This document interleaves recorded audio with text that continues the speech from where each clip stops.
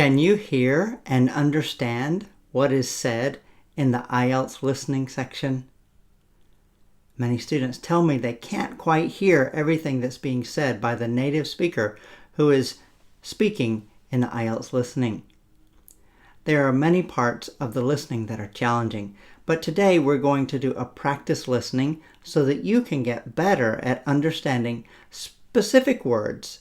I'm going to be talking about countable and uncountable nouns today and how you can hear them better. Hi, I'm Jerry with Global Connection ESL. Thanks so much for watching. Hey, would you click the notification bell down below and subscribe to this channel? This way, whenever I make new videos, you'll always know. And you can get them whenever I upload them. So thanks for doing that. So let's go ahead and take a look at a practice listening with just a few answers to work on so that you can understand more clearly what we're talking about with countable and uncountable nouns. Let's jump in. Before we start this practice listening, let's look at the instructions. It says complete the sentences below, or complete the sentence below. Write no more than 2 words and or a number for each answer. You might be familiar already with this type of instruction on the listening section, but let's review just in case. It says 2 words and or a number. So this means you could write 2 words, you could write 1 word, but you cannot write 3 words. You could also write 2 words and a number, 1 word and a number, or just a number. So there are 4 sentences to complete. Take a look at them. And before I speak the listening, I want you to be ready to understand what's going to go into the blank spaces. Okay, so pause just a second and look at the sentences. Are you ready? Now listen. Government organizations attended a conference aimed at slowing down the effects of climate change.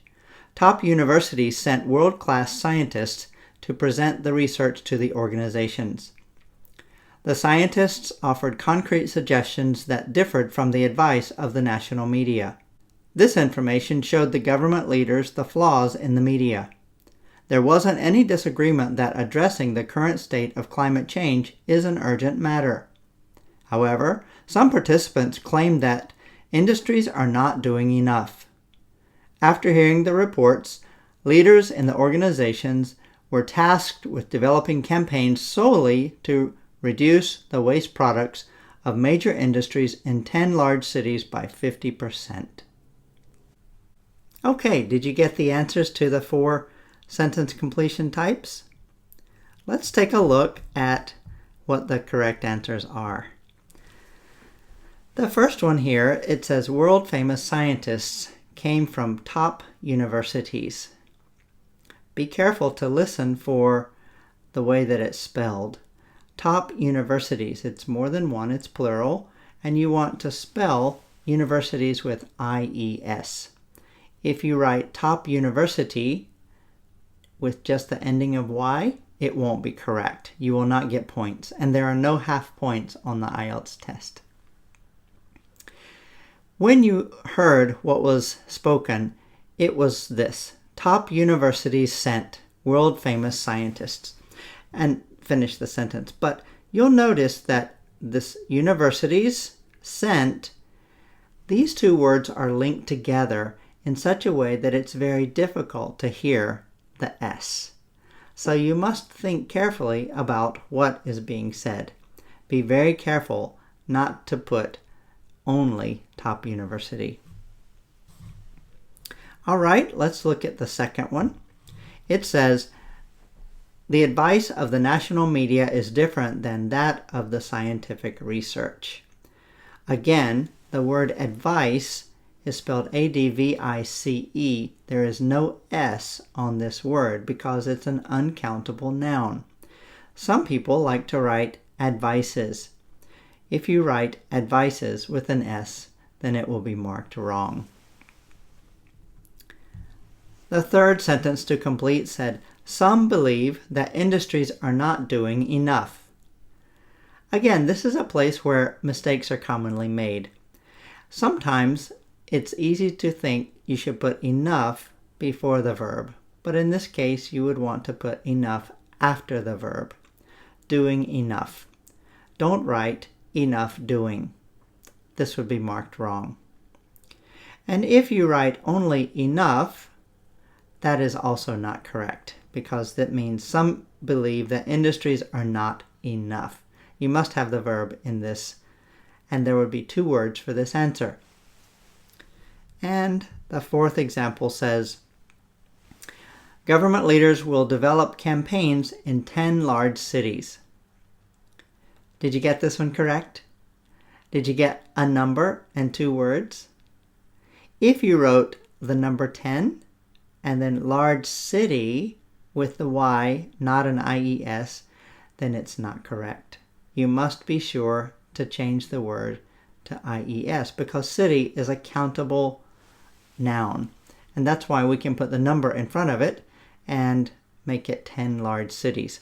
Also, if you spell it incorrectly, CITYS, then it would be marked wrong. You must spell it correctly.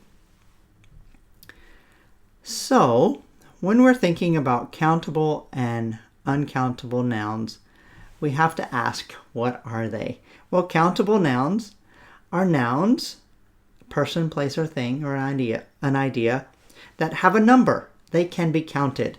1 apple, 2 apples, 3 apples. They also can be single, just one, or plural. And usually when there is a plural form, it takes an S. So 1 book, 2 books, with an S at the end. On the other hand, we have uncountable nouns. And uncountable nouns are different. They do not take a number. Also, they do not have a plural form. And they almost always never take an S at the end of the word. If there is an S at the end of an uncountable noun, then it's always there, but it is not plural. It's uncountable. So words such as information, you would not put S after informations. So it is an uncountable noun. Let's look at some examples of countable and uncountable nouns. You often hear the word data. Data is a countable noun. In fact, this is the plural form. We very rarely see the singular form, datum, but it is a countable noun. However, if you see the word research, research is uncountable. And so you might say there is much research on the subject. But you cannot count 1 research, 2 research, 3 research. Another common place is suggestion versus advice or wisdom. You can make 2 suggestions or 3 suggestions, but you will never make advice or wisdom plural. It's uncountable. Books, articles can be plural. They are countable. However, information or knowledge is uncountable. So please don't add an S. Other words like issue or car can have an S. They are countable. There are 3 issues on the table that we will talk about at the meeting. Yet, at the same time, there are some big issues that are uncountable, like traffic. Traffic in big cities is often a problem. Air pollution, noise pollution, water pollution. These are all uncountable. When we talk about time or money, we sometimes can use hours or minutes. That's countable. Or dollars or yen or pesos. Those are countable. However, time and money is non-countable. So you might say, I don't have much time and I don't have much money, but I must pass the IELTS test. And then there are some other countable nouns here. Advantage, emotion, but there are some emotions and feelings that we do not count, such as happiness, love. These are abstract, and so we don't count them. They're uncountable. And satisfaction. When you study countable and uncountable, you often hear it used with food and other places such as that. So let me just review some of the simpler ones. You can count apples and oranges, but you don't count fruit. You can count eggs, but you don't count milk, water, or honey. These are liquid or type of uncountable noun. You can count olives and grapes, even though they're small, but you don't count rice or bread or meat. These are uncountable. If you're in school, then you can count books, but it takes an S, but you'll notice other things in the kitchen, sugar, salt, and flour are uncountable. So you will never put a number to them unless you give a qualifier. And then, again in the classroom, there are tests and exams that are countable, but homework and housework are not countable.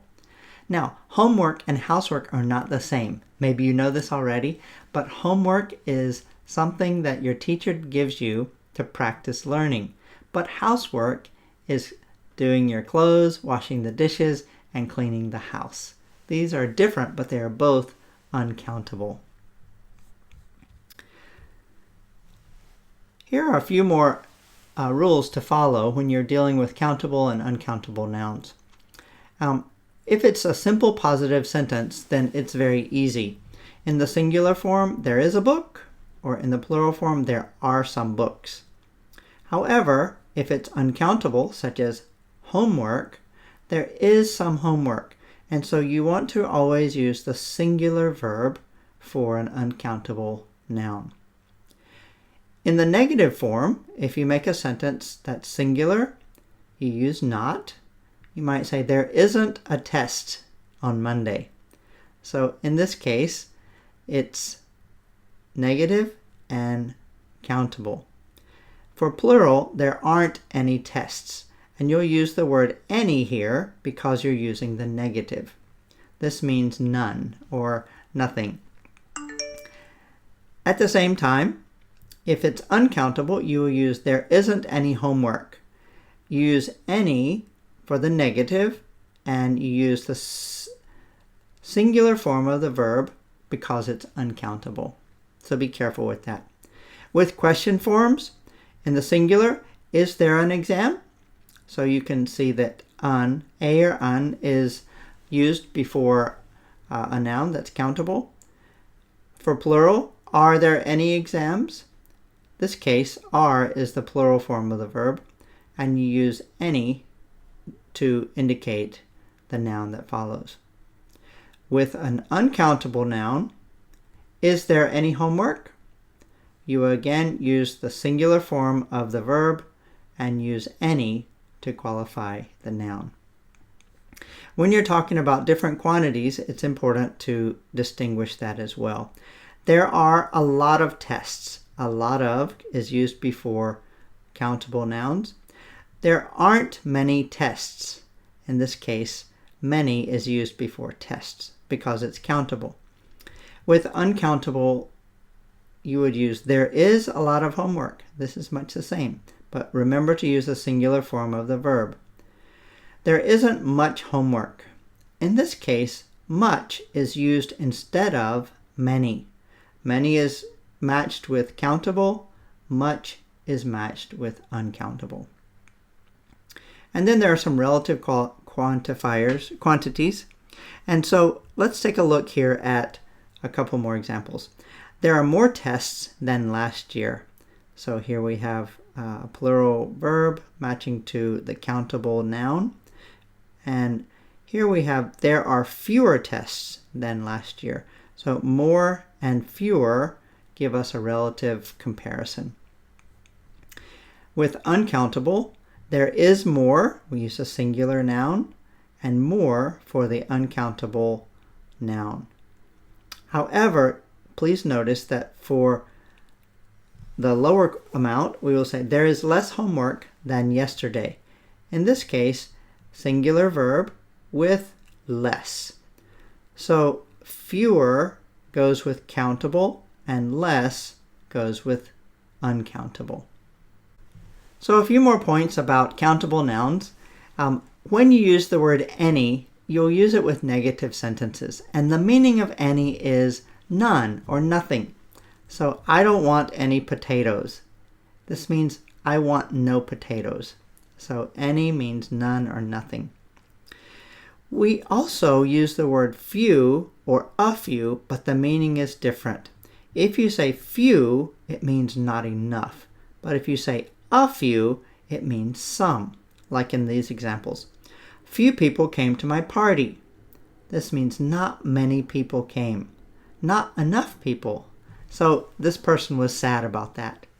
But it's different for this case. I saw a movie with a few friends last night. In this case, it means not many, but some. And it's a happy experience. So notice the difference between few and a few. And increasing in number, we have some. I watched some movies during the weekend, which is easy to understand. And then we get to the higher numbers. I eat many vegetables every day, or I eat a lot of vegetables every day, both meaning a high quantity. With uncountable nouns, again, any means none or nothing, but you want to be careful in this case to use any when you use a negative sentence. I don't drink any milk. In this case, milk is an uncountable noun. Just as we talked about in the last slide with few and a few, when we have little or a little, the meaning is different. So little means not enough. It's not a happy case. But a little means some. It has a positive feeling. So you might say, French fries have little nutrition. That's bad. Look, we have a little milk in the refrigerator for our coffee. That's good. A little means it's a positive find, but little means it's not positive. Again, we have some. That's a very common use. I want to buy some furniture for my house. Furniture is uncountable, but we can use some to describe it. We also can use a lot or a lot of with a noun. I eat a lot of candy on Halloween, and then I feel sick. A lot of. And you can also use much. It's the same as a lot, but it's only used with questions and negatives. So let's look at this question and negative. First, the negative. I don't drink much coffee. So much needs to go together with coffee because it's an uncountable noun. Do you need much help? In this case, much is used together with help because help is uncountable. So there you have it. Were you able to understand from the listening practice exercise? How did you do? Did the rules about countable and uncountable nouns make sense? I believe if you understand this a little more clearly, it will really help you improve your listening scores on IELTS listening. If you have questions and don't understand exactly what was meant in this video, watch it again. Or you might want to leave a comment or a question down below. I'll be happy to answer your questions when I can. So in the next video, I'm going to be talking a little bit more about the specifics of IELTS listening for plural nouns. It's one that you don't want to miss because it has some good practice listening for you. I look forward to sharing it with you. There are many other videos on this YouTube channel to help you improve your IELTS score. Maybe listening, speaking, reading, or writing. I hope you'll take a look at these other videos. Thanks again for watching.